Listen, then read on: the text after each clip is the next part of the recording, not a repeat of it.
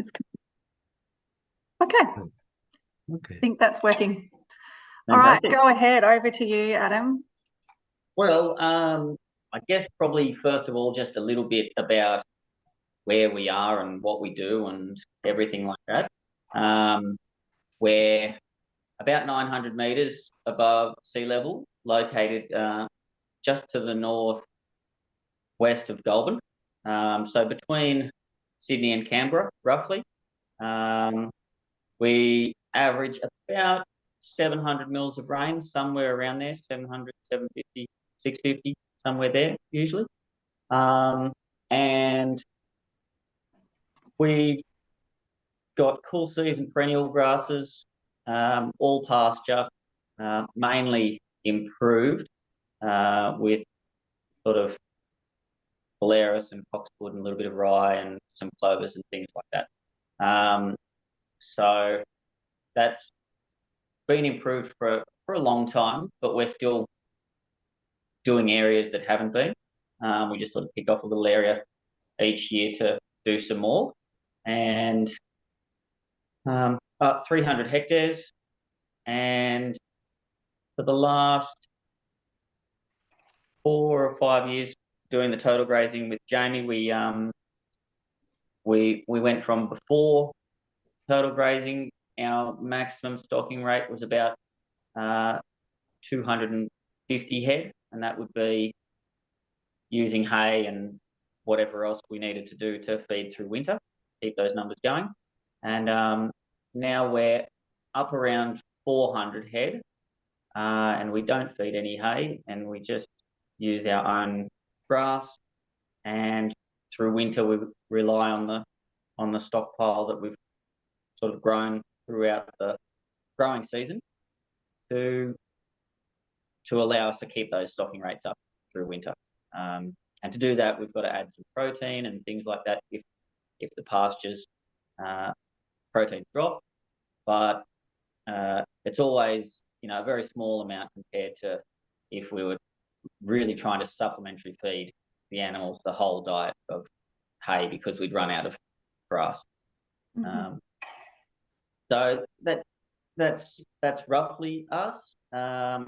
We sort of started on our regenerative journey around 2019. That we had a fairly sharp, hard drought then. I think our yearly rainfall was 450 mils all of a sudden, so it was down nearly to halfway. And I wasn't doing as much on the farm then either.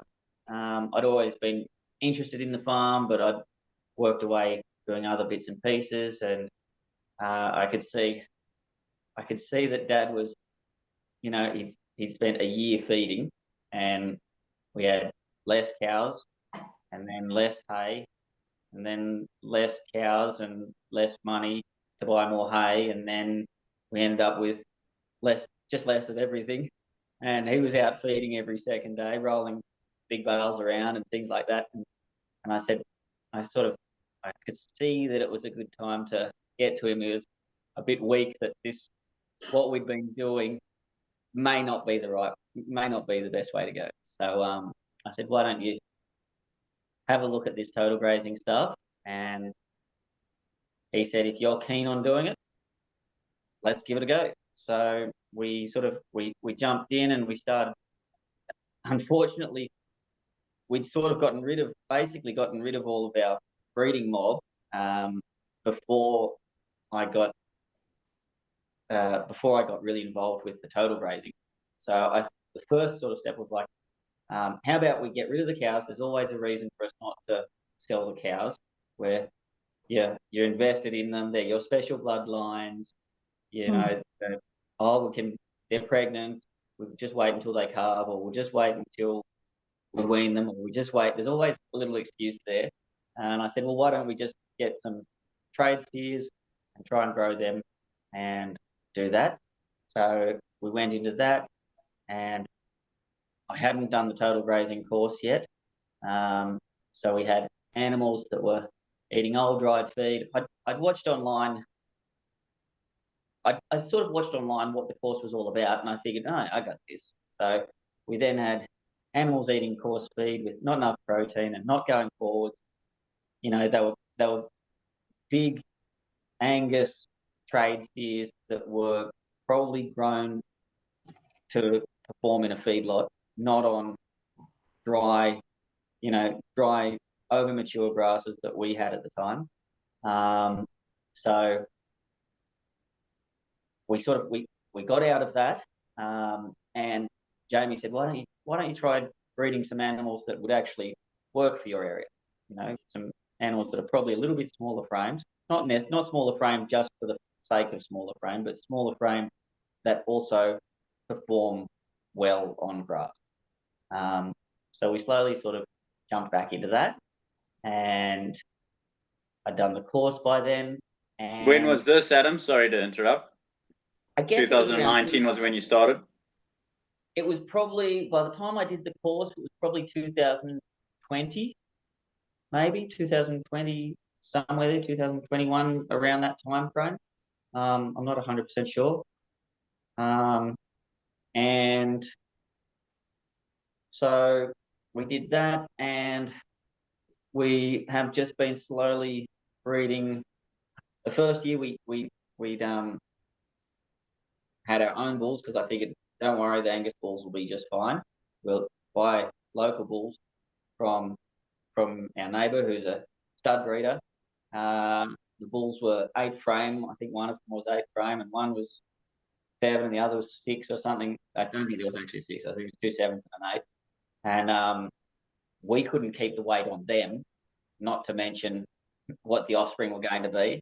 And we got through our first winter, and we didn't have enough protein supplement. We didn't have ourselves organised for protein supplement, because I also thought, our grass is probably good enough quality through winter to do this anyway. So we had animals that were low body condition. We're a bit concerned whether they were going to join back up again. So I had another talk to Dad and said, look, why don't we sell them as cows and calves and start again with, sell them as cows and calves and buy heifers back. And this time whenever I bought heifers, I was looking for, moderate frame, medium frame, something like that in the tagline to try and help me find animals that weren't already monsters or going to grow into monsters. And we did that, and since then we started with the Mashona, doing some Mashona AI as well. And since then we've now got ourselves around to a really nice little herd, and the offspring that we see each year is just better and better each year. The offspring from the Mashona cross that we've got this year, they're outperforming the cows out in their paddocks with their utilisation and keeping their body condition, things like that, where a mature cow should be able to sort of outperform a little heifer, little weaner, yearling heifers, and they're just fantastic. So every time we go out there, we're reminded, hey, we're on the right track with this. And yeah, that's pretty much where we're at now. We're on our third. This could be our 4th and final year of doing Mashona Cross AI. So we're breeding our own bulls now, using our own bulls. This will be the first year we've got only our own bulls going out into the paddock to service the cows. So yeah, that's pretty much where we're at. What would anyone else like to know? Hey, Jamie, I think Jamie's still muted. Actually, Jamie?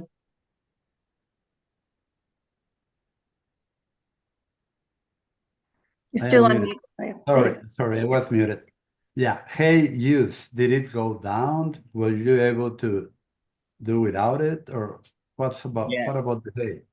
Yeah, sorry. So in the sort of last 3 years, we've bought 2 bales of hay, and that was only because this spring we were on forages that were a bit young, and we wanted to actually add some fibre back into their diets. So we did that for a couple of weeks, just while the rest of the place was maturing. That was it. So we do that. The supplement we now use, so we were using a canola meal and doing that sort of free choice in 500-litre tubs with some urea and some salt and things like that.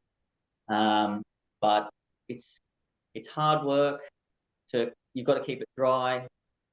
You've also got to make sure that the animals have access to it all the time and it never runs out, or else they want to gorge on it. And also, the big ones always push the little ones out of the way. So last year we actually fed lupins, whole lupins, just under the electric fence, and it worked fantastically. The cows really, really did well on it. The calves didn't grind it up enough. They didn't ruminate it enough, or maybe they didn't have the teeth to do it. So we've actually invested in a little pelletizing machine.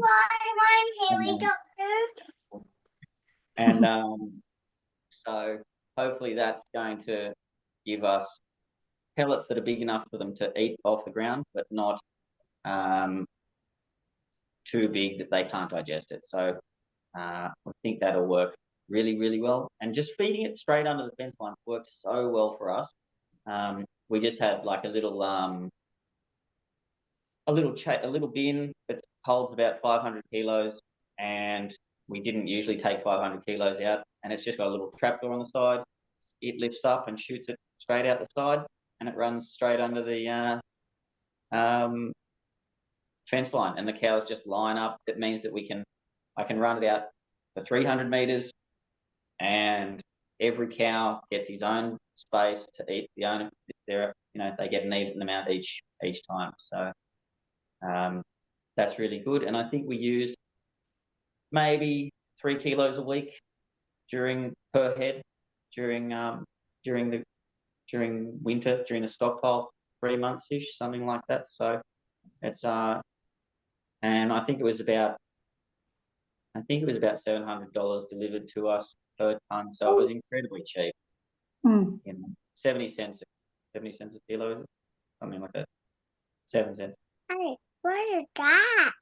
7 So sorry, I'm a bit distracted there. 3 kilos per month. It was 3 kilos per week. So I'd do every second day. We'd go out Monday, Wednesday, Friday. We'd feed them, and that would be enough to keep their protein up. And you can tell by looking at their dung and how much they're utilising in the paddock, their rumen fill, their dung, what's still left on the ground. So it was very good. I was surprised how easy it was and how well it went for me. So pelletized and under the fence.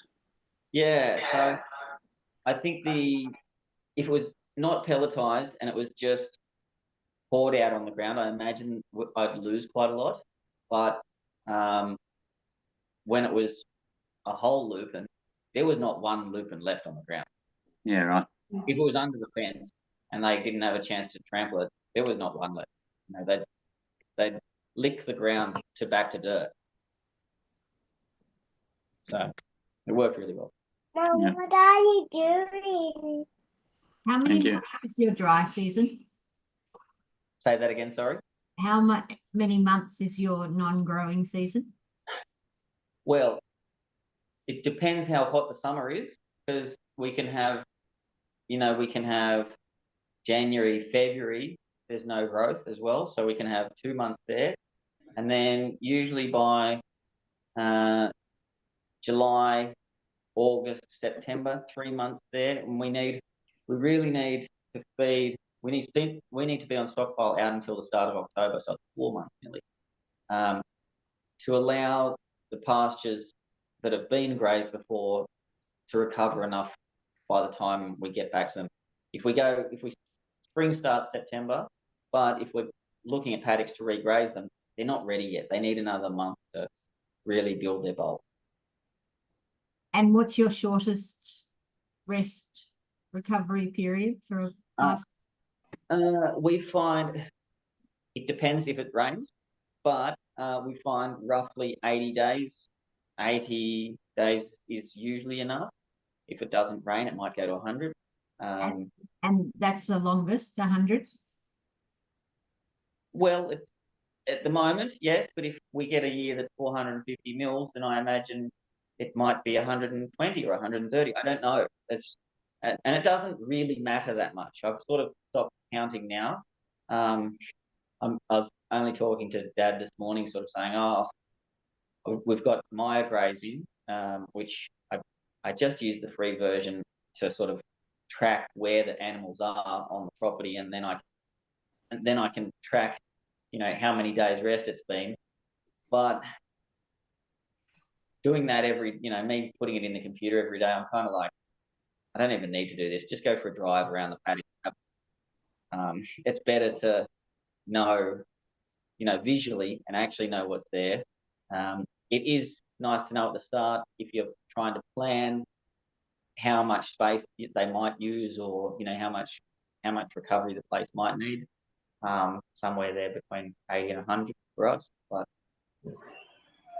at the same time, it doesn't really matter. It only matters if the plants have recovered or not.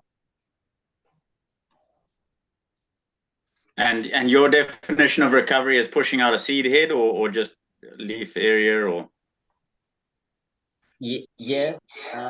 So generally, if there's just the seed head's just about to come up, yeah, that's pretty good. But at the same time, that's not always a good indicator, because when it's dry, plants run up their seed head straight away.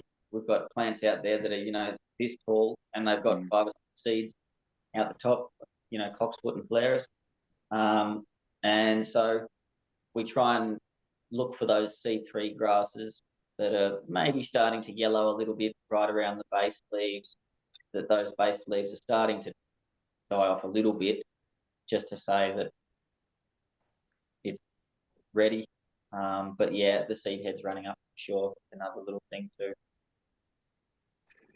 I'd like to see, if I could, the grasses up to my shin height, if I can.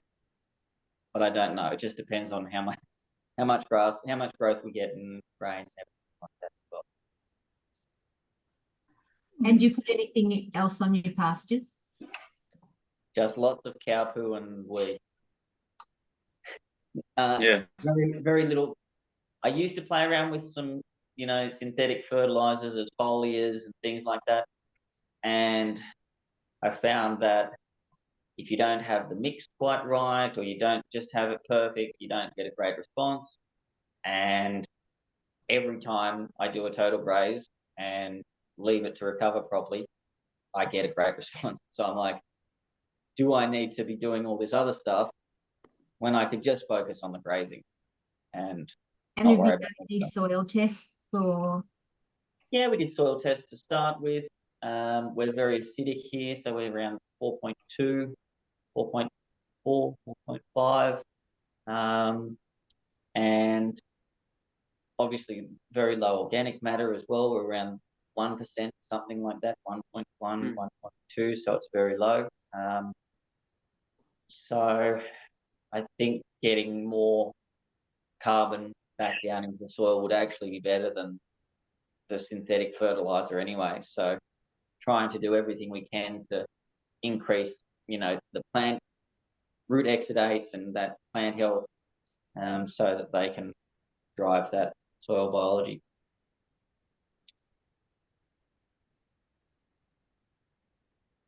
So just back onto that then, we were talking about sap testing there a couple of days ago, and you're doing sap testing and addressing anything there, or how's that working?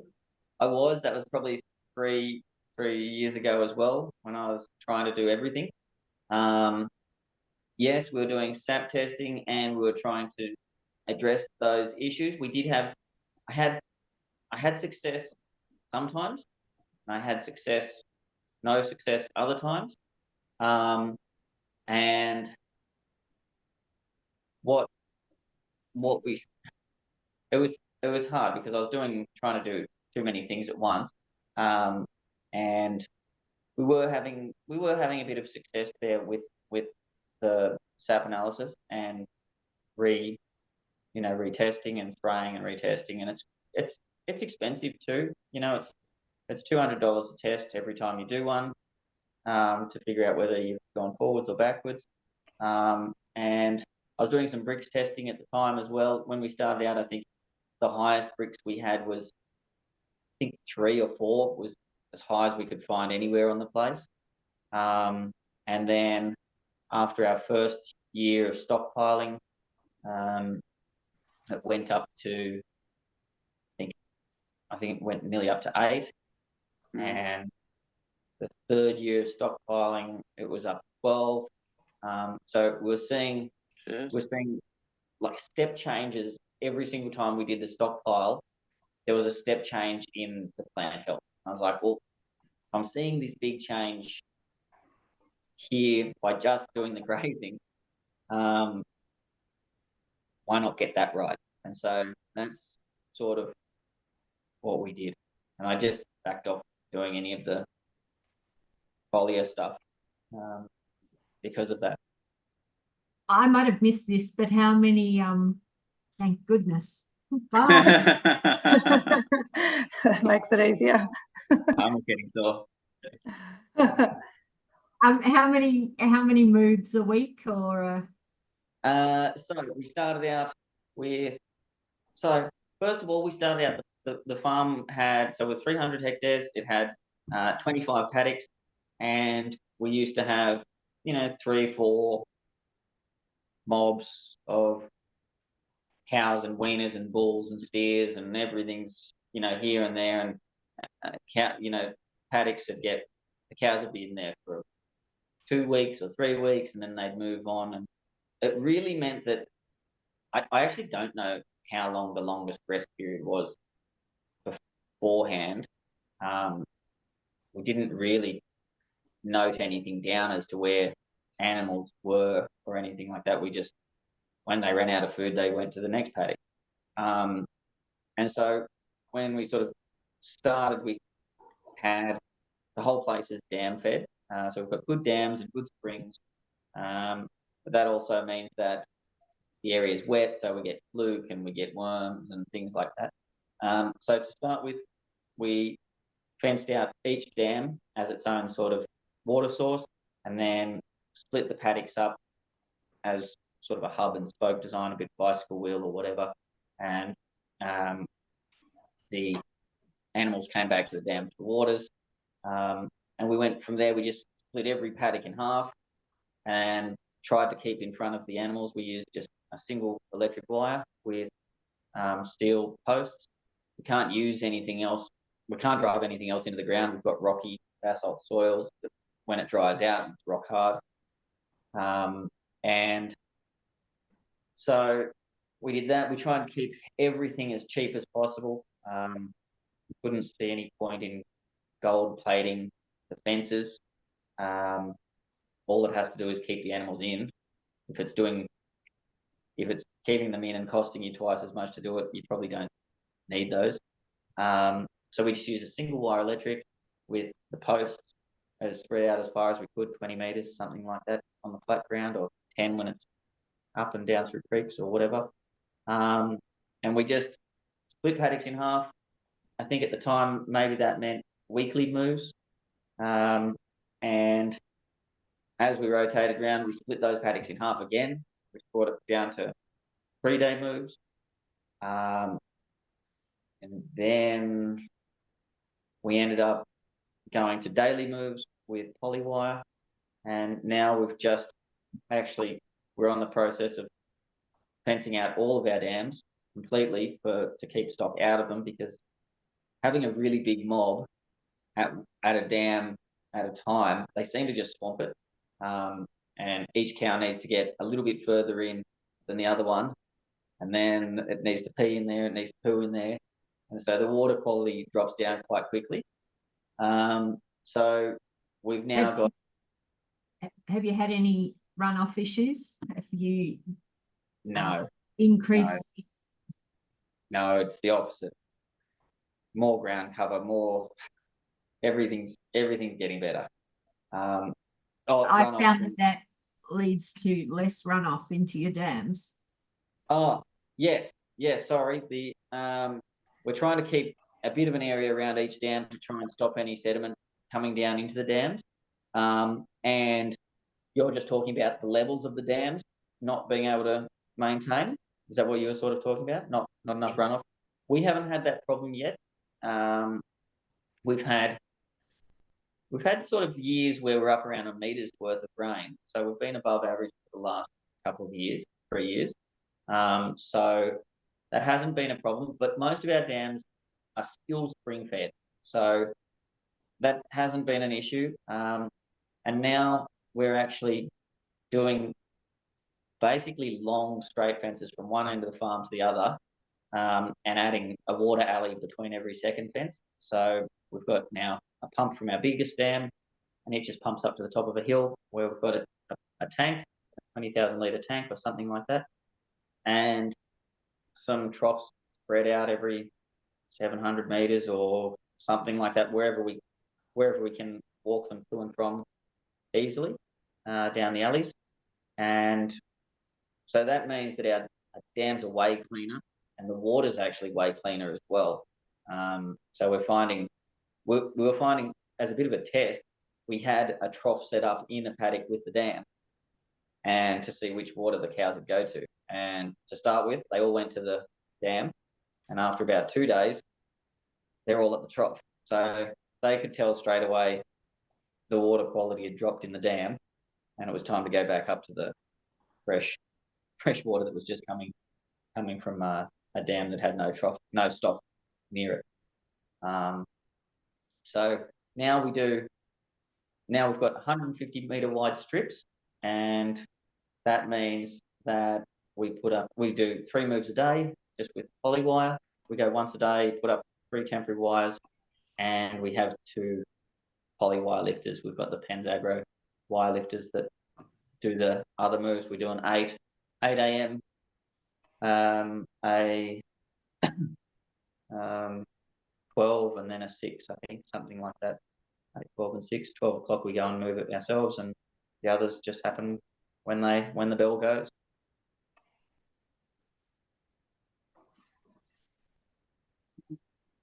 Does anyone have any opinions on when the animals ruminate? What time? Or do you think it depends on your moves? Jamie probably has more experience with that, but 3 moves a day, they whenever the bell rings for the move, they go and do it. Usually in the morning, they've had their 8 a.m. move, the bell goes up at 8. Usually by 11, they're back sitting somewhere, laying down and eating, I don't know, 3-4 hours, something like that, maybe. Yeah, that's a good question, Caroline. I'm a dairy nutritionist. I'm also an accountant, and I also an agronomy engineer, and I devoted all my life to this, mostly to the grazing part. But yeah, cows ruminate in batches. So they have 4 to 5 movements per day.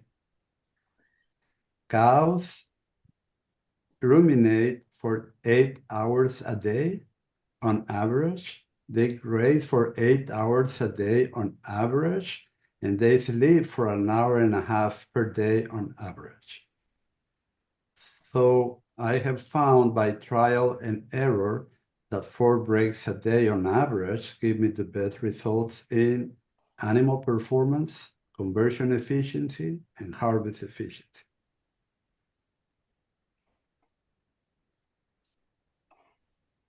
What timings, or did it not matter what timings? Well, because they only graze for 8 hours a day and we want to work 8 hours shift, I prefer to do it. I start like depending on on the season of the year, but let's say I start at 8 in the morning, first break, 10 in the morning, the second break, 12 to 1, the third break, and 3 to 4, the last break. By then, they should be full in the gut fill, or they will not gain well that day. Yeah. And I am observing the manure all the time, and body condition and gut fill. So are you giving them like a double the amount of land for that 4 o'clock in the afternoon until 8 in the morning? Or like I find they're pretty empty in the morning. I do not. I do not, because remember, they only graze for 8 hours a day. This is by actual observation. They do not graze 10, 12, 16 hours a day. Even if you want them to, they would not. So when you see them empty in the morning, really empty, sunken in the gut fill, that means that they did not get enough the previous day. So if by the last break at 3, 4 p.m., I see that they are not full, I will give them a double the amount of break at that hour, because I don't want them very hungry in the morning. We want them hungry in the morning, not starving, and we want them fully satisfied in the evening. That's the secret. And then, because you've been doing this all week, and the rumen microbes have stabilized between the 5 groups of them to better digest the whole plant, over the weekend, you can give them a larger break on Saturday morning and come back on Monday, and they will still graze at high harvest efficiency and consume the whole plant, because that makes them feel better. Yeah, you definitely know when it's 2 days and they've been picking what they want to pick. You know, if they break out or something like that, it's hard to get them back to eating everything. That's so true. I just made a video and I posted on Facebook this morning. I did it yesterday. What is best when you are going to graze a large field with a heavy yield of stockpile? Well, the best is to give it in 4 breaks per day. That gives you the highest harvest efficiency, animal performance, and you will get more cow days harvested. That's where the money is. If you cannot do that, then second best is once a day. You can still get 80% of the harvest efficiency, and you will get 80% of the daily gains that you would have gotten with 4 breaks a day. Now, if you cannot do that, do not go to twice a week breaks or once a week break, because that's the worst thing you can do to a ruminant. Because the first day in a paddock, they will consume the best parts. The second day, the middle parts, and the third day, the lower parts. That means their diet is shifting every day, and it takes 7 to 14 days for the rumen microbes to adjust to the change in diet. So because it's changing too fast, and you move them, let's say, once a week, they will always be trying to compensate. And the different microbes, some of them digest fibers, others starches, other protein, others sugars, others fats, will not be able to stabilize in their populations to reach good digestive efficiency. And that's why we see cattle, when asking them to do a total graze and move every 3 days or every week, do so poorly. So if you cannot do once a day, it's better to move them once every 2 to 4 weeks. Yeah, everybody here is moving at least once a day, if not more. Yeah, but I have seen a lot of people that move them twice a week or once a week. Yeah, in this room, I suppose. No, in the area, it's weeks to months. Okay. Set stocking, I suppose. Just with this group of people. Caroline, how often are you moving at the moment? One mob every day and the other 3 times a day. except for yesterday, the woods was hot, and so they moved themselves. So we trashed that paddock, didn't we? Yeah, right. The electric fence. Yeah. So yeah. And Emma and Steve, I reckon you're at least once a day, if not twice. You're on mute, but yeah, as everybody, I suppose everybody's practicing some form of total graze to a degree. It's just that we've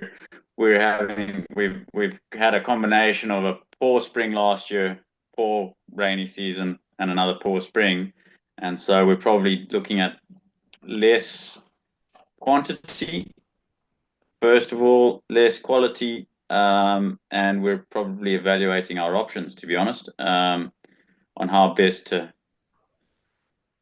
handle the next 5-6 months, depending on when it starts raining. Lupins is interesting. It's not something that's grown around here very, very much. We could probably get some other sort of broad bean. A Faber bean is probably a reasonably common thing. But again, utilization in a large ruminant like a cow is not great. If they were sheep, they'd be fine with feeding whole beans. But yeah, so that we wanted to talk about what sort of protein sources, what Jim, what you would probably think as adequate. At the moment, I use urea just because it's the cheapest form I can get. It's comfortable to be mixed. I see. I cannot speak. Sounds like an echo. I think lupins will be your best choice on return per dollar invested. Yeah, they seem to be good for us, and they're grown north of us, 3 or 4 hours north of us too. So getting them down to you guys is probably an issue. I don't know. Canola might be big down in your area. I'm not sure whether there's canola mills or what. It was very good. I just couldn't find. I asked our local mill, sort of one at Young, I think it was, Cowra, sorry, if they wanted to pelletize any of it, and they were like, nope. So I thought, okay, well, I'll just get my own then. And so yeah, we're still just trying to fiddle around with the pelletizing machine to see how it all works before I sort of say, hey, yeah, this is definitely the way to go or not. It looks like it, but I don't know whether. I imagine that if you were able to get canola meal, it would be pelletized really easily too. But you've got to look for something that's high in protein. So 35%, 40% in protein, which the Faber, they're not. They're back down. I think they're back around 24 or something, 20 something. I forget. But they weren't particularly high. So we're also competing with dairies for that canola meal. So, and dairy blokes, they just pay. They don't look at the price. They just fill up the silo. So we don't have any processing nearby, from my understanding. It's not all that cheap of a product to get either. So how are you doing your urea? Well, to be honest, I'm using a Anapro dry lick, which is pre-formulated with minerals and all of that. And I mix it 50-50, if not more, with salt to try and limit intake, just because their recommendation turns out to be quite expensive. Are you doing it, Steve? Sorry, Caroline? Are you doing that already? No. I'm feeding just salt at the moment. I'm tossing up getting the free choice lick in there, but yeah, just salt and ryegrass seed heads. There's not much else on a ryegrass plant at the moment. For your there's I think it's RCS Global, so it's Australian RCS, but their global website has a animal ruminant nutrition program, and Terry McCosker goes right into supplementing urea and how to do it safely, and gives, I think if you try and Google McCosker brew, there's details on that. I don't have access to it anymore. Don't buy the online only. Buy the it's only 12 months access. I found out after I purchased it. So if you buy the book version, it's the same price and you get it forever. So there's really good information in that. I don't quite agree with everything about his protein supplement and energy supplement, but maybe it just doesn't quite work for our area. But the urea stuff is spot on. So in my opinion, so it was really, I think it's $500 or something, but that having that knowledge about the urea is really good. So cheers. Yeah, I used it a fair bit in Zimbabwe, but there's nobody around here, and obviously the Northern Territory uses a hell of a lot, but around here not a lot of people do use it as a Can I share my screen to show a cheaper way of doing it? Yeah. Oh. Yes, please. Go ahead, Jamie. That'd be great. Okay. Let's see if this helps. There, can you see that cow there? Yep, gotcha. It's working. Okay, that's my farm around 10 days ago.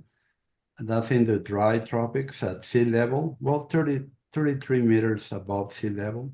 And they are grazing over mature tropical grass, Bermuda, a medium blue stem, and another one.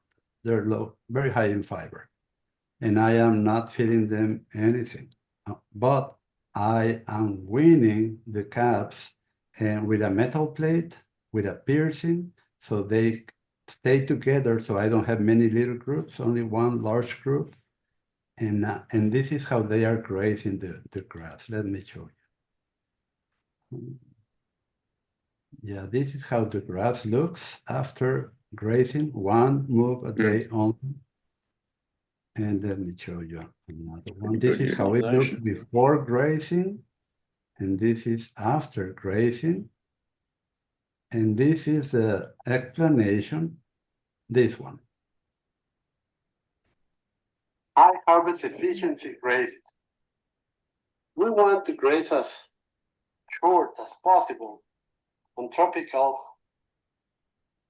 very high fiber, very hard grasses to get a high harvest efficiency and to inoculate the saliva of these cows closer to the roots, closer to the grounds of the plants.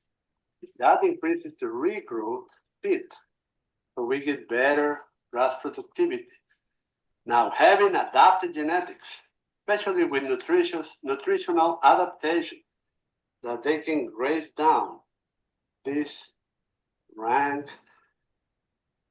over mature tropical grass is a huge advantage.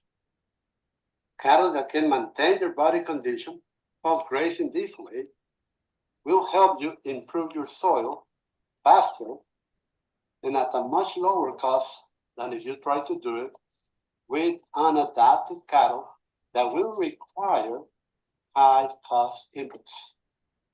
Follow me at rwranching.com for more information on how to select your cows to do the work that your land requires to improve the fastest, while you maximize your profits.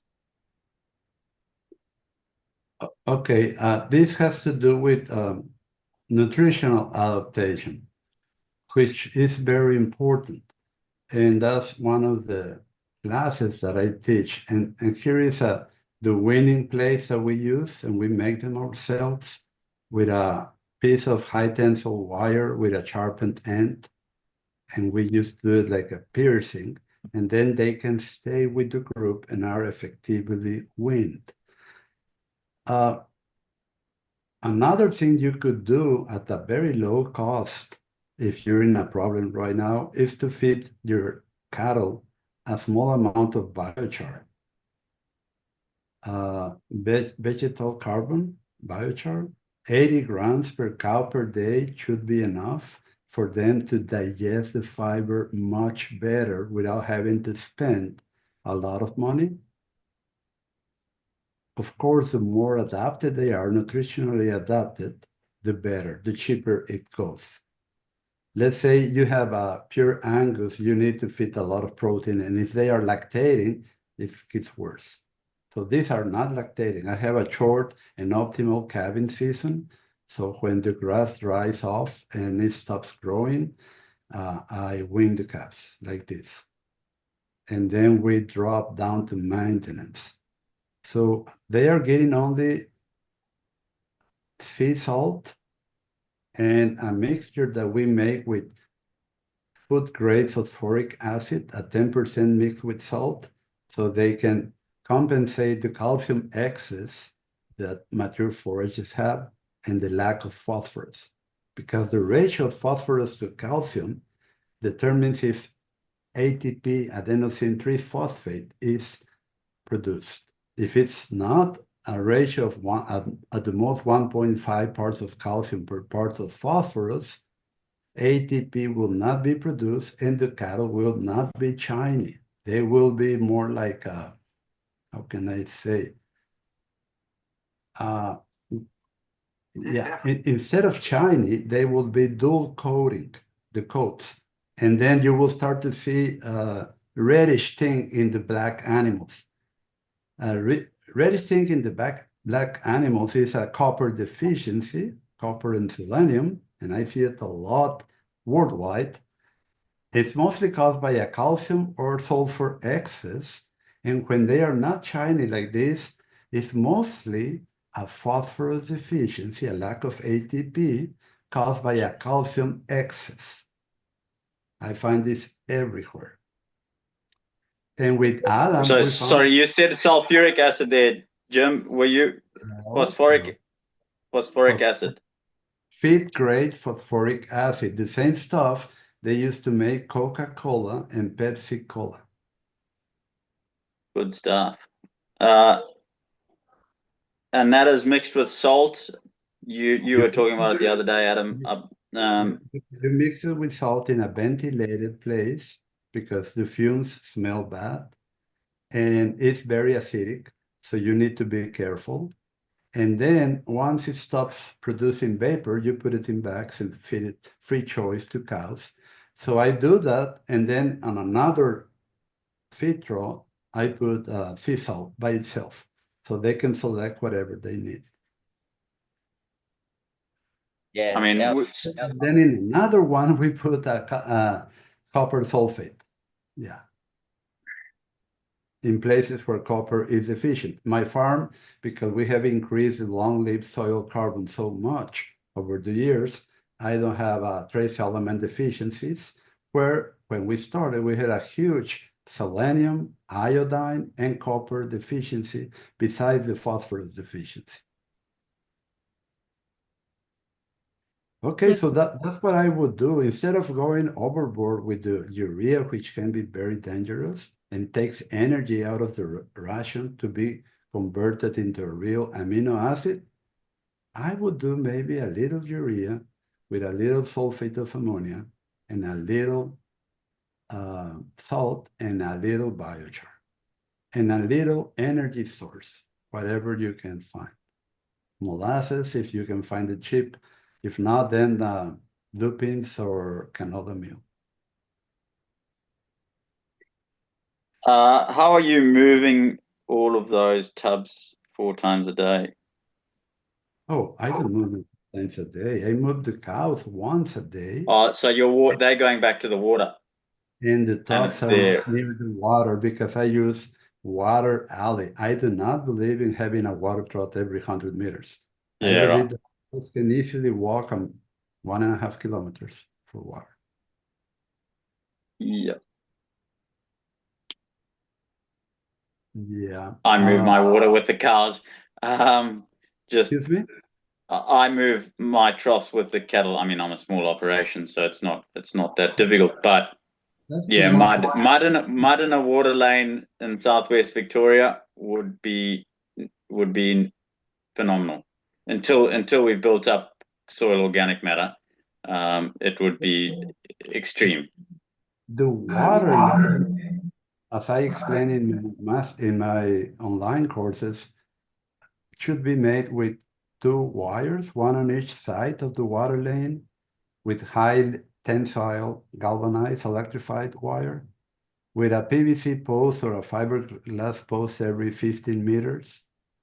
And that's it. You open the access to the paddocks that are perpendicular to the water alley that doubles as a livestock corridor to move them around the farm for the art of jumping paddocks.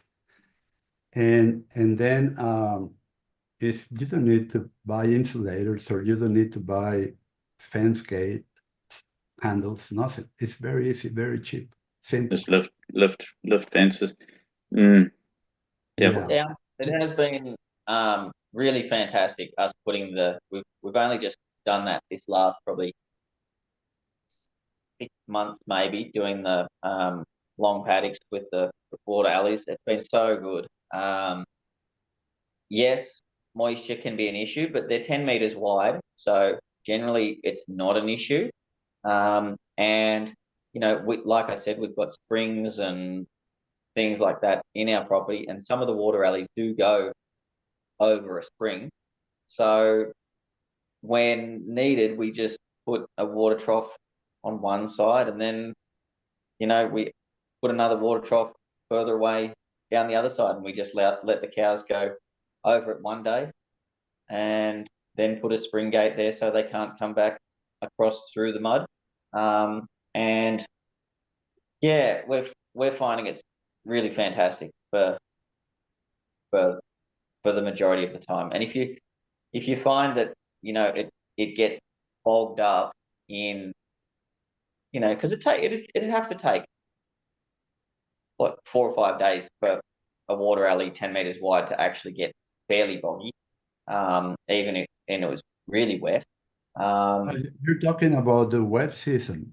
Yeah, in the wet We season. get winter. We winter rain, so yeah, it's a bit different.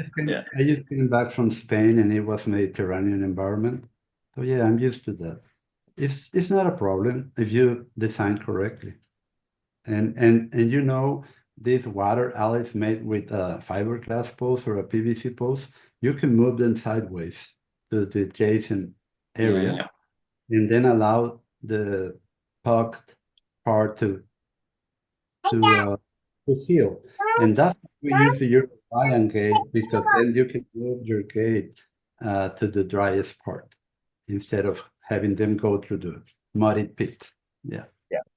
No gateways is fantastic too. That's been another massive game changer for us. The gateways were always a problem with us. You know, 3.5 meter gates. There's 300 head going through 4 times a day. It was a nightmare. And now we just have the, you know, a piece of electrical pipe. We just stick it straight under the fence, lift it up, tie it to a fence post or something like that, and the cows go under there.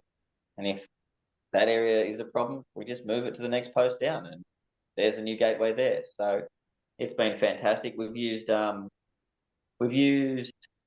some like springs from Kiwi Tech. They're like Hyper Spring. Yeah, I've got them. Yeah, springs have been fantastic as well. It means that I can be riding my motorbike, and I just stick my foot out and go over the fence. We go over the fence everywhere now. We basically don't have roadways anymore. We just drive around wherever. So, and that's fantastic too. Yeah. Let me show you. Well, you know, you use the Uruguayan gates there, right? Yeah, that's right. Okay. Because I was going to show you a place in Oregon, in an alpine property, where the water, it floods, and then it slowly recedes over the year, and then as summer progresses, it dries. So we need to be able to move the cows in and out without them getting bogged in, because they also have a Mediterranean environment. So it only rains in the fall, winter, and spring. Summers are dry. So yeah, but if you already done it or do it, that's what we need to do. Yeah. And in the tropics, in my family large farm, in the wet tropics, we do have a lot of heavy rain year round, and we have clay soils. So I have a little experience with that. Yeah, I suppose it's just something that our mud season can go from sort of, depending on when it starts raining, May until September, October. We can cause a lot of damage in a paddock in a very short space of time. You're moving 4 times a day. That front fence is mud. Wait. No, you don't do that when it's wet. We only do that when it's dry. In North Wales, I have a client with 750 dairy cows, kiwi cows, on 300 hectares. And in the winter, it rains a lot in North Wales, in the UK. So we do not graze with 4 breaks a day when it's like that, because you're going to make a muddy mess. And we are talking dairy cows. I had a grazed dairy at my farm for 28 years on heavy clay soil, level land, tropical storms sometimes. So yeah, you need to take a lot of care with that. So, I suppose, yeah. I got a question for you. We're better on now. Well, with your stockpile, just explain a bit more about that. Yeah.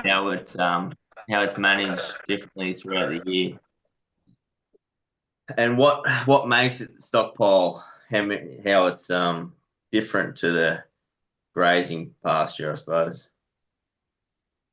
Who is asking? Emma. Steve and Emma, the people that were on my phone before, and now Steve, he's on Emma. He's on Emma's. Another Okay. Steve. Hello, Steve. Yeah, we do stockpiling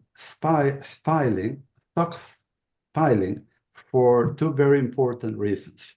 The first one is to save money on hay, because we create standing hay in area. And the second and most important reason is because that's the only time that we can increase the long-lived soil carbon. Because long-lived soil carbon in our soil is 85 to 90% created by fat soil microbes fed by fatty acids, root exudates. And root exudates on our forage plants only change from sugary to fatty when they are over mature, when their energy reserves in roots and crowns are full, is that the plant switches to fatty acids. And that's the only time we make fat microbes. And because fungi can digest fat and bacteria sugars, we need that, because that changes the fungi to bacteria ratio in our soil. And that only happens when we stockpile. That's when our soil gets spongy. That's when our long-lived soil carbon increases. That's when our glomalin, which is 33% of our mid-life soil carbon, increases. So it's very, very important. And that's the only time when we recruit seedlings of our best species. Because when we are rotationally grazing, our cattle will pull out, roots and all, the best seedlings coming up. So why do you rest for longer than 100 days? For stockpiling? Yeah. Yes, I suggest to divide the farm in 3 sections. Section number 1 will be where our focus is on maintaining the highest quality forage in front of our livestock.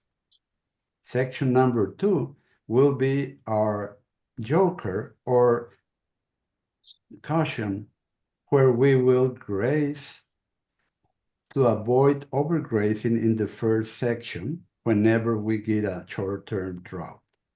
And section number 3 will be stockpiled for a full year, not 100 days, a full year to create the largest amount of long-lived soil carbon and the largest amount of standing hay.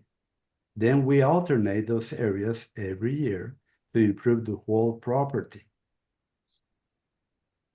So our focus in the green season is maximum livestock performance.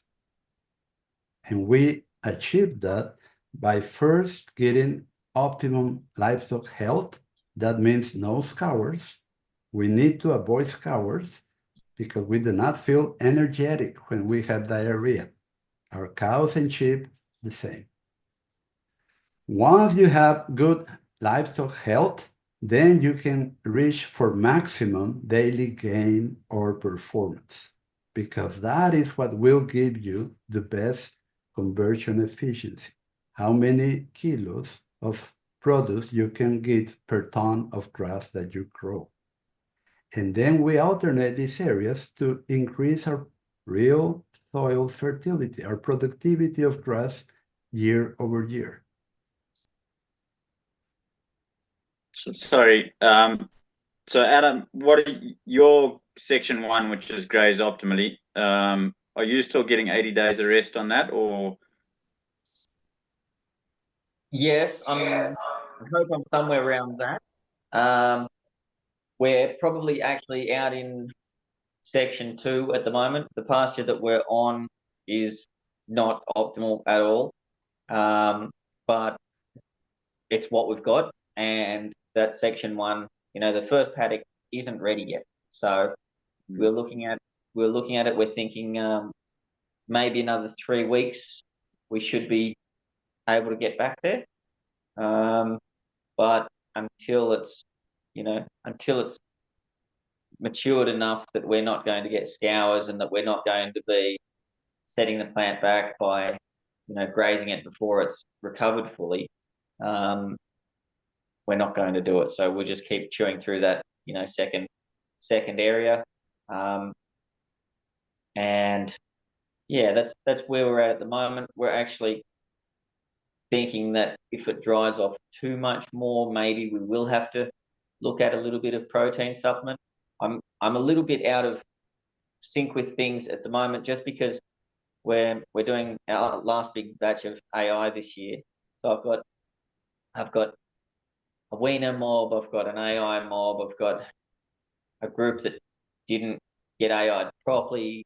So I've got a group 2 for AI, and then I've got a cull mob that I wasn't even interested in AIing. So I've got too many mobs at the moment.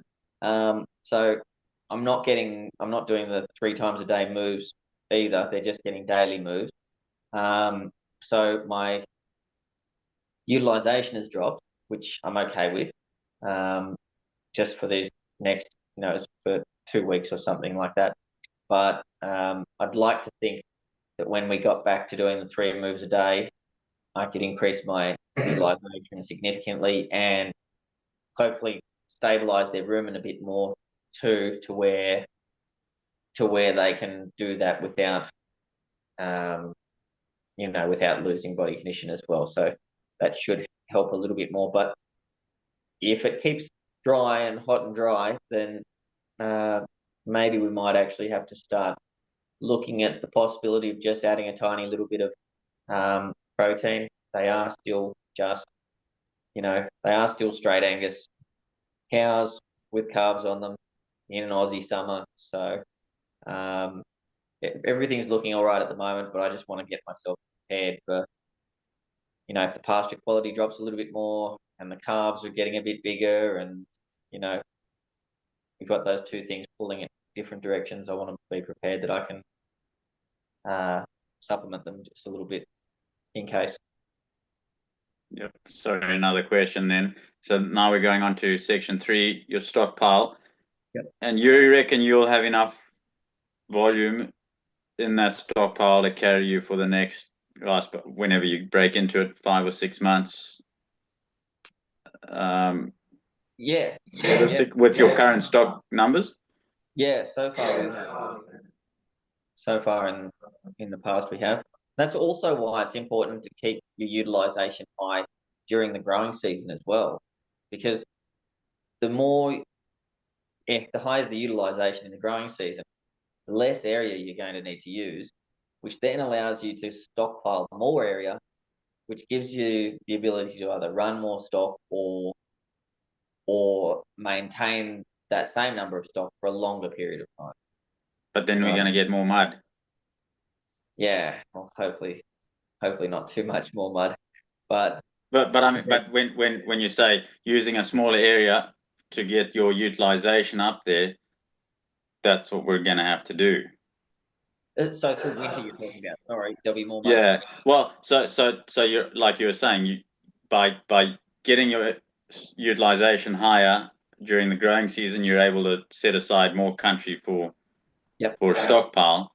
But then we come back to the destroying pastures issue. And on that end, I think people get too hung up on what destroying a pasture is.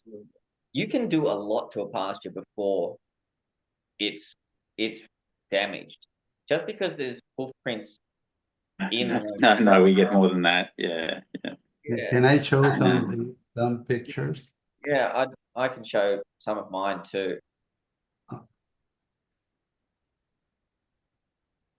Okay, this is a stockpile Bermuda hay in Katy, Texas. In winter, we get winter rains here, snow and ice. So it rots after a time because it's warm season. They're not cool season, warm season. And it gets to be like this. It hasn't shared yet. I cannot hear. Yep, there, it just came up just then. Yeah.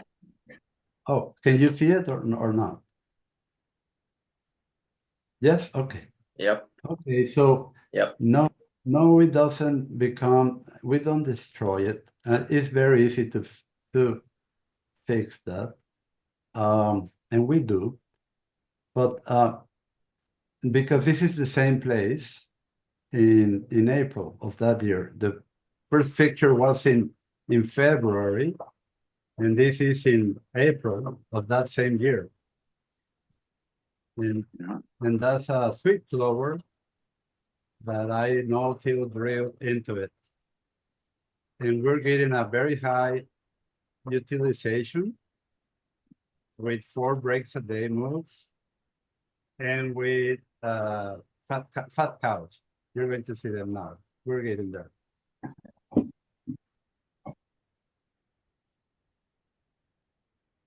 With cows.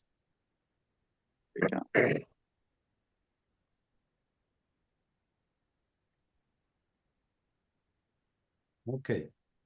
So the photo you had before with the tractor and the hay, was that a stockpile paddock in winter?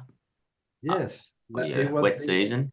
You see how it was stockpile, and this is the water alley, and it's full of mud because it rained almost every day for 2 months in the winter.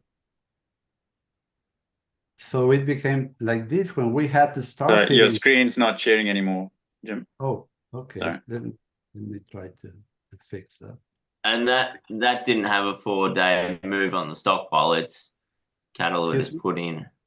No, by then we were just feeding hay, and after the tractors started to get bogged down, we had to stop that and just throw it over the fence. So sorry, this is the water lane that really chopped up bit of country. No, this is the top of the farm, the highest plant in the farm. No, it really get bogged. We really get bogged down. It rained too much. And then we got ice and snow and thaw and rain and ice and snow. That makes it very hard. But even with that and a double stocking rate versus selective grazing, we were able to maintain the double stocking rate with only 1 round bale per cow for the whole year, when before they were feeding 4 to 5 round bales per cow.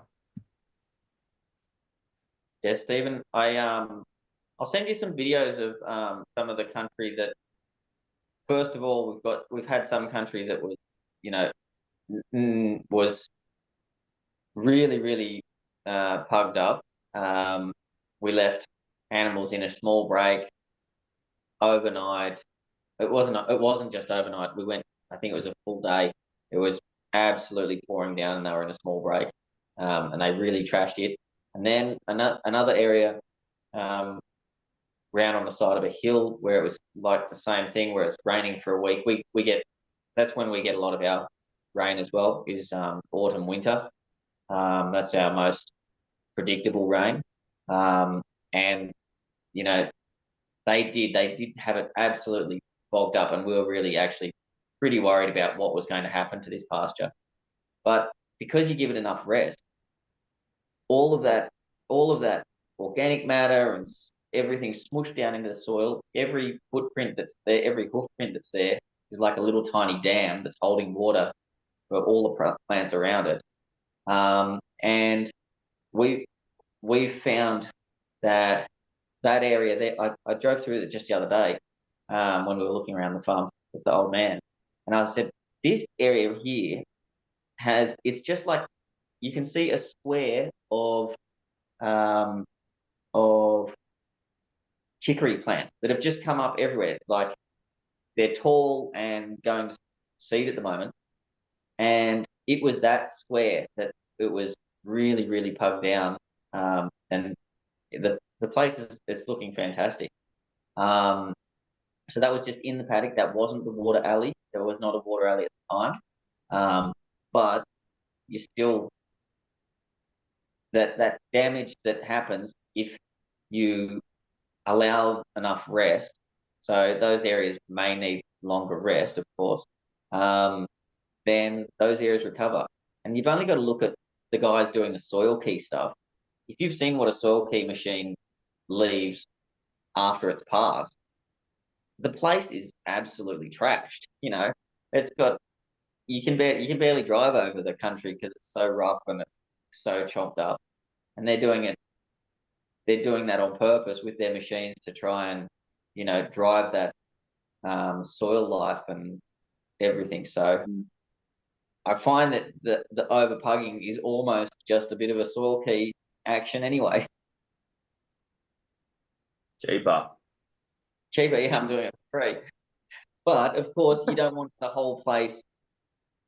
You don't want to overdo it, of course, as well. So there's a balance there. And if you're thinking that you're overdoing it, you can give them more room, and that's a trade-off that you have to do. You can't just have the whole place completely bogged up. You have to give them more space and not do it as, not be as pugged. And if you've got to run less cattle to do that, maybe you have. Yeah. Do you think Thank on you. your farm 30% stockpile, they won't pug that too harsh, that's enough? Or if you're a bit closer on a flatter ground, you might need 50% or 60% or 70% stockpile, Well, the other thing, depending on how wet your country is, or the other thing with the Is that for stockpile, me or for Adam? so like our stockpile might be as high. The seed heads are running up over my head with the Polaris in the stockpile. It's massive. It's absolutely massive when you let things go for a full year. And that also means that their roots are massive, and there's a huge amount of biomass that just the sheer fact that there's so much more there, and even if you're utilizing 80% of it, the 20% is still so much more that gets trampled down onto that ground. That in the stockpiled areas, I found you're way less likely to have, you know, really bogged up area because of the huge I'm amount. more concerned, I suppose, when you're utilizing that graze optimally portion with that shorter rest period and that interplant. Like I find that the plant spacing starts increasing over winter if you're doing that bit of damage, I suppose. Yeah, I'll try to send you some videos this afternoon. There's another bloke in the Fat Wallet group that's over in Germany at the moment, and he's going through exactly the same thing at the moment. It's their winter, and everyone else over there puts their cows in a barn over winter. They don't even let them outside. Well, they let them outside for a couple hours a day or something. I forget what it is. And he's he's letting them graze, and it's starting to pug the place up a little bit, and he's worried because everywhere around there looks like a golf green. Everyone's, pastures are manicured, and there's no weeds, and there's it's his picturesque little German village. And so he's really concerned about it. And I've actually been sending him some videos of areas that were over impacted for us last year, because the last 3 years being over a metre of rain each year, it's been something we've had to deal with in the last 3 years in particular. So I've got lots of videos showing areas that were impacted and then rested long enough to what they look like now. And that's a lot of the areas you'd think that there was nothing had ever happened. If you dig right down to the grass, you can still see those footprints and the pug marks down in there. But the plants have all grown up and everything's covered anyway. So I still think the water holding capacity of the ground of an area that's been impacted like that must go up so much for a little cupful everywhere. There's a cupful of water when it rains, instead of it just washing down into the creek. I'm like, it must be huge.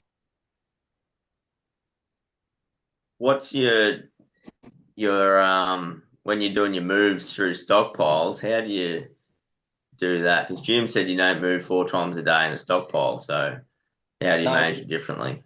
Not when it's wet. Only when it's wet, yeah. So if it's not when it's wet. Not when it's... So you will, if you can, you'll move, but if it gets too wet, you'll push them out to a few days, or best guess? No, when it gets too wet, I prefer to give them double the area and only 2 breaks a day. For example, if I was giving half an hectare a day, now I'm going to give them half an hectare in 2 breaks. So that's a whole hectare.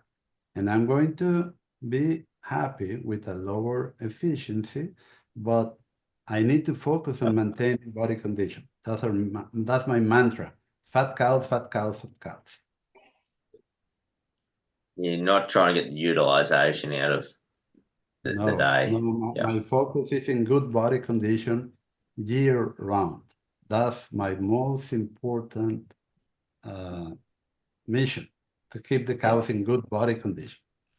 People get too focused on the grass, including me. So it's a beginner's trap to be washing the grass instead of the cows. So I can't stress it enough. Literally every day we are checking the cow's body condition, the cow's manure, the gut feel, and then we look at the grass. So that's been a lesson that we've had to learn a few times, but it's probably the most important thing.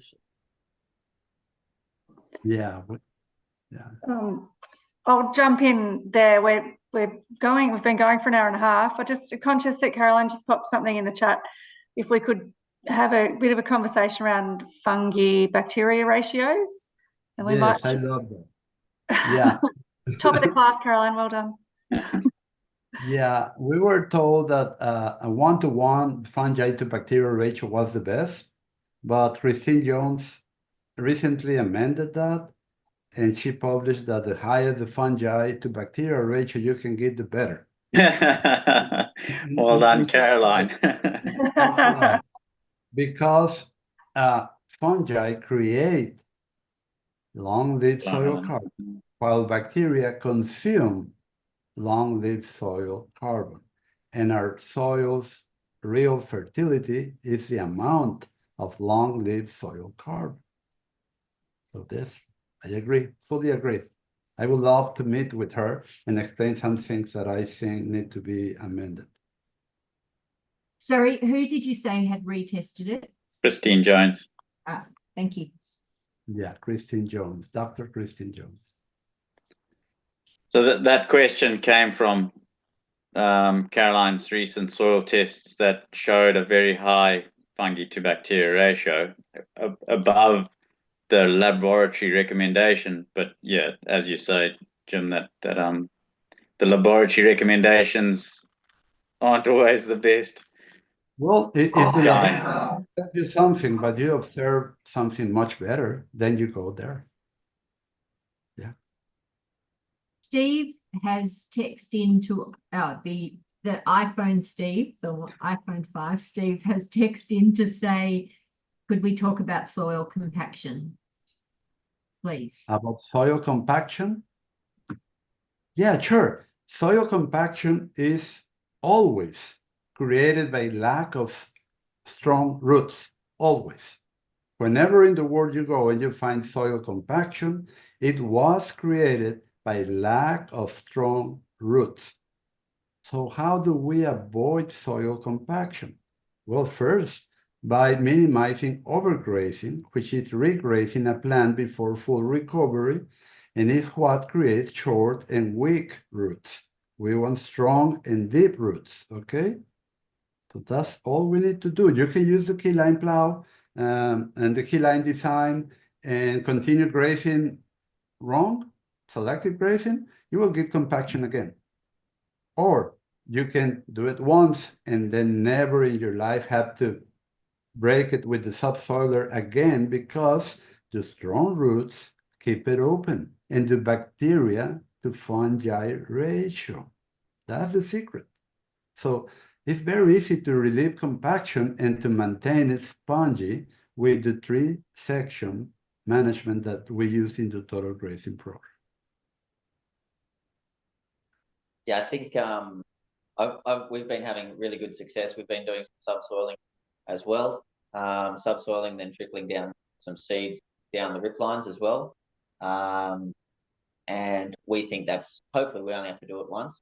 But I know that John Kemp talked about that the original no-till farmers used to talk about the compaction, and they said that it should be broken to do it once, right?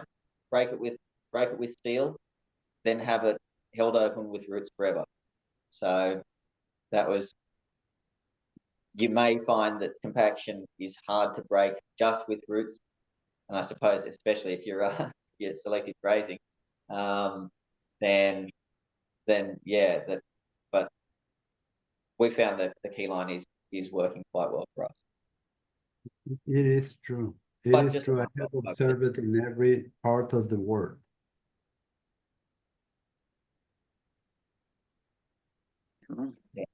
So- I have a question. Sorry. Yeah. Selecting bulls as a young, as a young animal, what's your criteria? Mother, bull appearance, Yeah, I prefer to start selecting at birth, then at 2-3 months of age, then at 6 months, then as a yearling, 12 months, then again at 14-15 months, then at 27, then at 38. That's as far as I go in selecting and ranking bulls. But I select the best bulls out of the best cows. The best cows are the real champions. The productive longevity is what we're after. Let me show you some. Sorry, but I have a lot to share.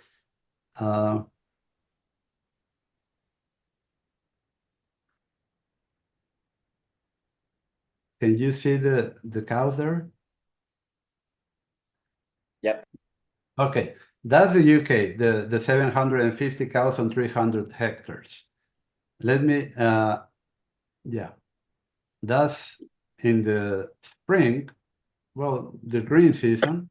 But what I want to show you, let me see if I can find it, is how we select the best cows with their records, of course, to find the cows that gave the most milk solids and had done it for longer years.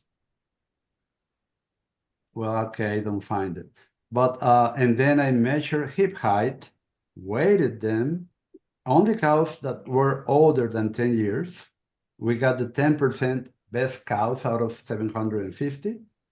Then I analyzed each one in how many kilos of weight they could put per inch of hip height. And then I selected the very best cows, 10 out of 750, to produce bulls out of them and use their sons, their bulls, as a way to spread their superior genes through the whole herd. In beef, we do the same.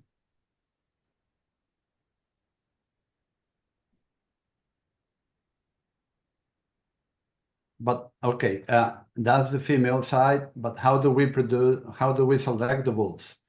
Well, when they are young, we select for masculinity, the overfilled animal package, that they look like they are bursting, because that relates to conversion efficiency, relative intake, and overall adaptation. Then you look at secondary masculine characteristics. Oh, yeah. I lost you for a fair while there. I saw the dairy cows, and that was it. I'm not Yeah, sure if but, anybody else dropped out. Now I'm talking about beef. Yep. bull. Oh, yeah, but I'd missed a whole lot of conversation. Oh, okay. Sorry. Then I don't know where to start. No, just carry on. You're on. Oh, okay, it's recorded. So yeah. Okay, so I select the bulls at early age out of the best cows, because those are the genes I want to propagate in the herd, the genes of the cows. But I want their sons to be the very best, and I rank them at 2 months of age, at 6 months, at 12 months, at 14, 15 months, at 27 months, and at 39 months. After that, I usually sell them because I should have better ones coming down the pipeline. If you do it correctly, you will have better ones. Okay, so the first thing I look for in a bull calf is the fine muscling, a good butt, short and tight shit, light bone, not heavy bone, because heavy bones relates to late sexual maturity and longer gestation length. So the hip height to length ratio means a lot in puberty, sexual puberty, when the growth hormones reduce their production because of the appearance of the sexual hormones. That makes the animal look different. And instead of growing taller, it starts to grow longer and shorter. So when I say that I want a smaller frame animal, it's not necessarily a lighter animal. I want them short but heavy, and they will be built different. Like this young bull calf that looks short but is getting longer. Well, you can see the copper deficiency there, right? And the phosphorus deficiency. That's in the UK. I find it everywhere. No, very familiar. Yeah. Even in Canada. I was in Canada last month and I saw the same. In Spain, the same. Italy, the same. Wherever I go, it's the same. South Africa, the same. And Australia, the same with Adam. Yeah. So, okay. So then you start to select for secondary masculine characteristics, like the crest. The best bulls are born looking like a miniature bull. And I explain all that in my online courses or on-site courses with pictures. And short neck and wider in the chest, that's masculine. A big hip, that's feminine. So you need to look for those things, because a masculine bull will throw very feminine heifers, and feminine heifers will throw very masculine bulls. This is not the best example. This is one that came out there. Yeah, I suppose I asked that question because I saw on the Bondsma principles, which you comment on a bit on the Facebook group there. Somebody said that you can't really judge a bull when it's young. The more masculine a bull is, the younger it is, that's not a good thing. So I just thought, I always thought that was the case, but yeah. No, I don't agree. It's actually the opposite. The very best bulls are born looking like a miniature bull. A functional herd that has sexual dimorphism, that means the bulls look very masculine and the cows very feminine. Your winged heifers and winged bull calves will look like miniature mature animals. And I have videos of the Machona herd that I created, well, that I selected, and they all look like miniature mature animals, the little ones. Brilliant. No, thank you. Yeah, okay. Yeah, we And found with sheep is the same. We select the same way. Okay. Sorry, I'm going to stop there. Go ahead, Adam. No, I was just going to say our best young bull, he was absolutely cracking little bull calf as well. You know, he came out just looking like a little bull. He had little buff head. The hair on the back of his neck was standing up. Within a couple of days, he's pushing the other little calves around, you know, play fighting. And almost, you know, within early months, you could see the muscle definition in his, especially in his hip, you know, in the thigh muscles and things like that when he was walking along. And he's still the best pick yet. He's still only a yearling. He's only a yearling still. So we'll see how he goes and reassess again next year. But I think that it's going to be fairly likely that he'll be the best bull that we've sort of produced and kept for ourselves as well. So, but we keep assessing. Yeah, I agree with that. I have observed that for many, many, many years. I mean, my grandfather was a cattleman, my father and me, all my life. So yeah. No, I suppose I just got thrown there when that Bondsma group was talking about a bull calf not really looking like a bull or shouldn't look like a bull too soon. And I mean, I've got some cracking AI calves there that I'm pretty happy with, and no, that's fine. That's brilliant. No, remember this, the younger your bull calf looks like a bull, the better. Really? Caroline, you're going to start breeding more bulls?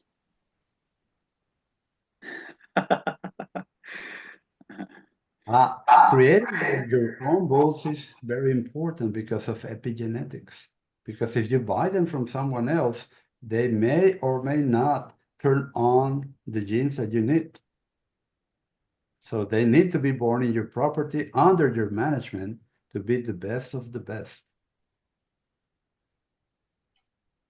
We'll preg test your cows soon, and we'll see how your bulls went. Yeah. That will have a big bearing on Yeah. it again. Yeah.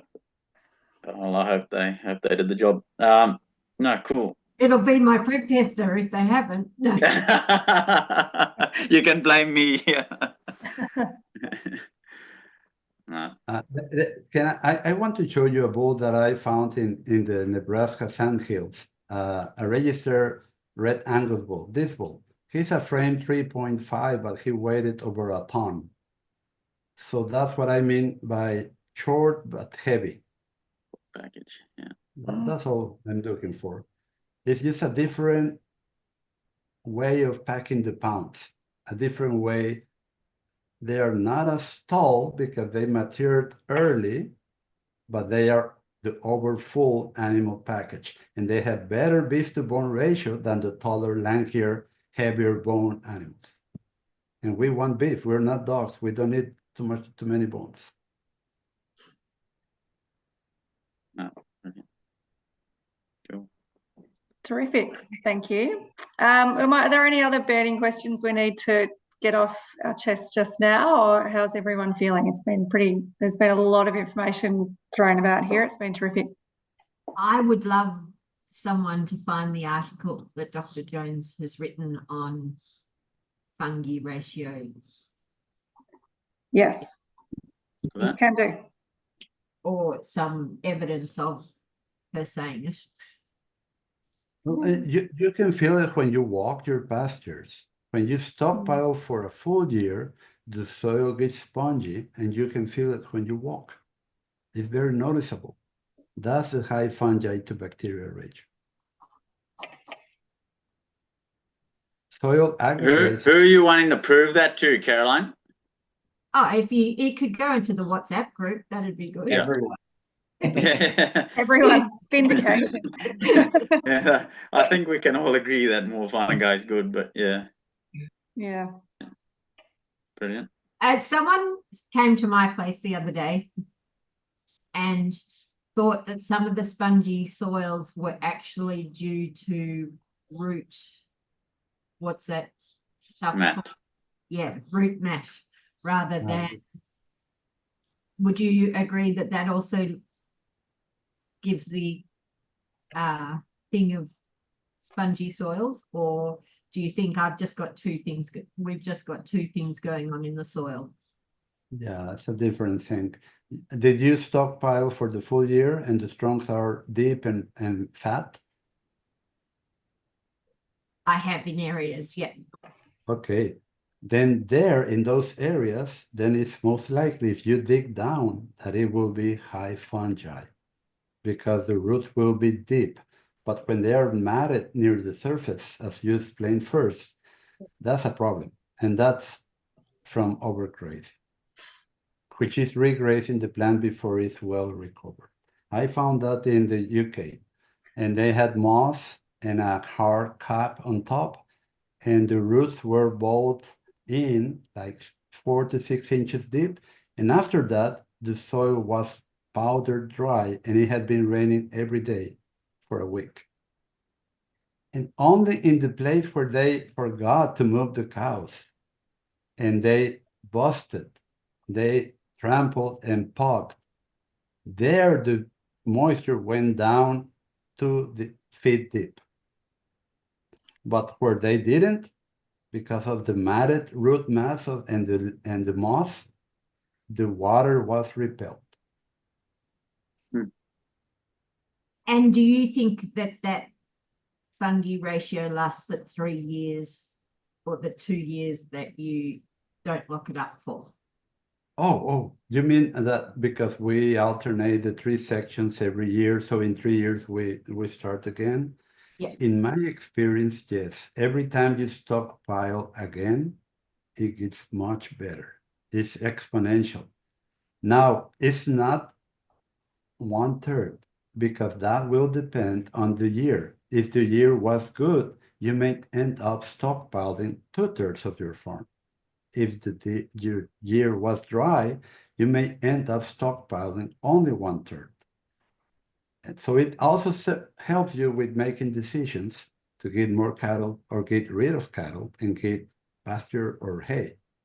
Because by the time the green season is ending and you have not yet used the section 2, then you know you have abundance of stockpile. So the advancement in your soil regeneration is not linear. It depends on the year and depends on your stocking rate. But let me say something about stocking rate. As the cow needs the grass needs the cow. If we do not take the stockpile off with the cows, the thatch will inhibit the regrowth of the growth points and they will turn white and die. I showed that in Cumbria at the Carbon Culling Conference last year in Cumbria near Scotland. And they didn't want to hear about this. They wanted to do the selective grazing, graze the top and move on. So I took them to the pasture and had them, 150 people, bend down their knees and look at the growth points under the thatch of that heavy mat left by selective grazing. And all the growth points were dead. They were white because of excess shade by the high residue left from selective grazing.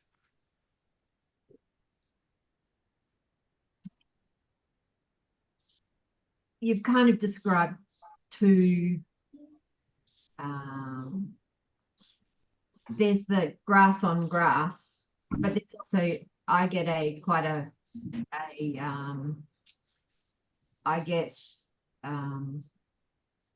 do Stephen, help me out here. You're on mute, Stephen, still. I dropped out there again for a minute or so. So what do I get when I graze my stockpile feed? I get ground cover that's knocked down to the ground. Yeah, compared to Jim's photos of high utilization, we're certainly not able to achieve that very much. We're getting a lot more trample, I suppose. Yeah, you want to keep them trampled because residual is important.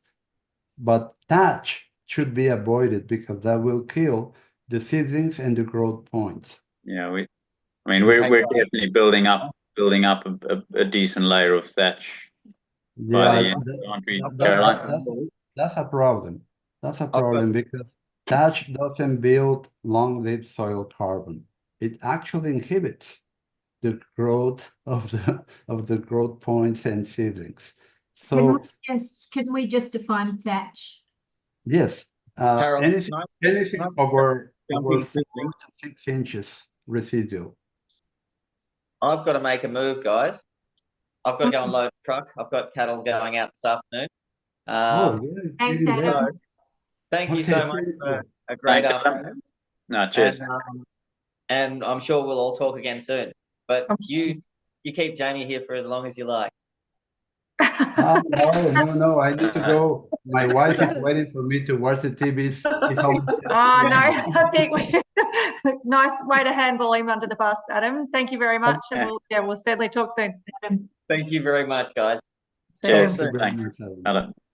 So thatch is 6 Too inches. much. When there's too much mat of residual left after grazing, that will kill the growth points which are close to the soil surface and inhibit the growth of new seedlings. And can we just define thatch again? Yes, anything above 4 to 6 inches of litter. So yeah, that's a lot. That's a lot. That's a lot. In a tropical environment, I can understand you growing that much feed, but we're you know. But why do you say a tropical environment? I just showed you pictures and videos of UK. That's not tropical. But so I suppose when you're talking about grass over your head, No, I didn't talk about grass over my head. Adam was talking about it, but I mean when your ryegrass, our ryegrass is when you stockpile it probably only 12 inches high. So yeah, we probably don't. Caroline, would you say you'd get 4 inches of thatch very often? No, we wouldn't. Yeah. Then it's not a problem. It's only when it shades out the growth points that it becomes a problem. Yeah. I have a student in southern Wisconsin with orchard grass, cocksfoot, and it grows 8 feet tall. And I have another one in an island in front of the UK that also grows 8 to 10 feet tall. So they do get attached on cool season forages, on temperate environments. Yeah. And now the longer you practice this stockpiling, 1/3 to 2/3 of your farm every year, the faster the regrowth will be, and the taller and heavier yielding your cool season grasses will be. So we need to focus on utilize that, getting it put through a cow so that it doesn't become thatch. Essentially, is what we need to try and achieve. Yeah, because what holds the soil from erosion is not the thatch, it's the strong roots of closely spaced desirable species. That's it. Carolyn, you had one more, I think you said. Two quick ones. Yeah. So my cows are showing they're shiny and lovely and how they should be, but my calves are still looking like they have copper deficient. Yeah. Oh yeah. I would like to explain that. Okay. Okay. A cow having a larger rumen can overeat by 50 to 80% to overcome a deficiency or to make up for an excess. A calf cannot. That's why deficiency symptoms are first shown in calves, and as they grow, they disappear. But even then, with Adam, in the winter, when everything is brown and calcium stays high but phosphorus goes down, even the cows turn reddish. And So you're recommending that we use phosphoric acid and copper sulfate to correct that? Yeah, but take my master class, don't just do it like that. Yeah, it needs to be done Not that correctly. simple. Yeah. It's simple. Yeah. It's pretty simple. You just Yeah.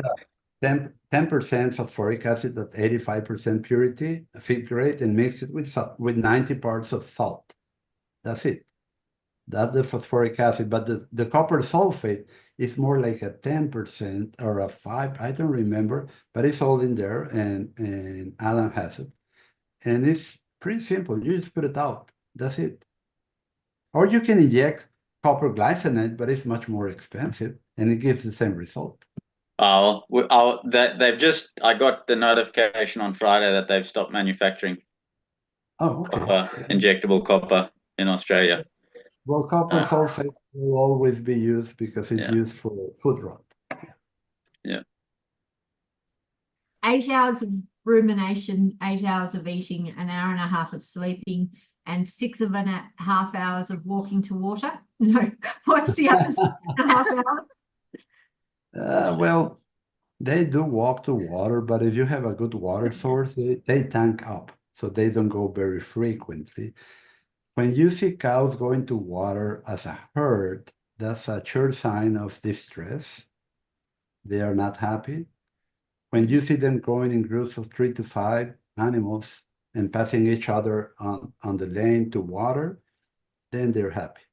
So be observant. 8 and 8 is how we were taught. Excuse me? 8 hours of sleep, 8 hours of rumination, 8 hours of grazing is what is my understanding. That's untrue. It's an hour and a half of sleeping. Just watch your cows. And so When you what's see the other 6.5? when you see a cow sleeping, you will think, oh, it's dead. Because During the day, I've never seen a cow sleep during the day, because probably. Yeah. sleeping very often because No. they sleep very little. Yeah. But this is a scientific observation. I didn't make it up. You can look it up in the internet. So no comment on what they do for the other 6.5 6.5 what? hours in the day. Of the 24 hours, they've got 16, yeah. 17 and a half hours busy. Yeah, they visit and gossip. That's That's what they do. I love to be near cows. You can feel the calm energy they emit. So I really need to be around cows frequently. And I live in the city now. I hate it. My farm is in Mexico. I am in Houston, Texas. You're lucky that you can be near your cows every day. We are. All right. Well, I think that's probably going to wrap us up. I think we better let you I got get one to your more TV. question. Okay, go, Steve. Very last one. Go. When are you going to come visit? Or when do we see you in Australia? The what? When are you in Australia? I think you're coming in February. In February. We fly, I think, on the 10th, and then we go to Tasmania to the Grassroots Festival, and then consult there, and then go to Queensland. No, to New South Wales with Adam, and then I have some engagements there for consulting, and there were some people that wanted me to teach courses around Australia, but I don't know yet exactly with whom and when. So, and now I got calls from New Zealand. They want me to go to New Zealand, and I would prefer to only do Australia because I am getting older and I get tired.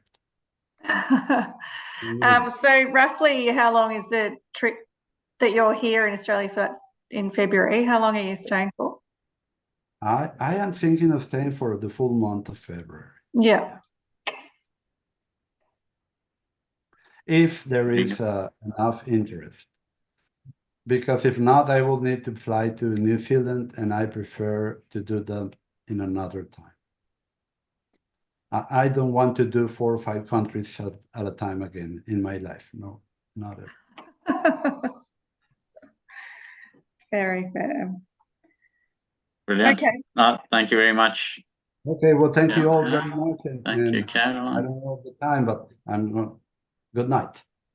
Oh yes, good night to Thank you. you. Yeah. Enjoy your Goodbye. TV show with your wife. Thank you. Thank you. Bye. Gotta stop recording.